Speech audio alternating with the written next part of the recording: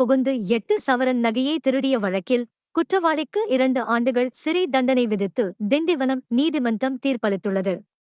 திண்டிவனம் பாரதிதாசன் நகரில் வாடகை வீட்டில் வசித்து வந்த மேல்பாக்கத்தைச் சேர்ந்த கலைராஜ் கடந்த செப்டம்பர் 2021 மாதம் குடும்பத்தினருடன் திருவிழாவிற்கு சென்றுள்ளார்.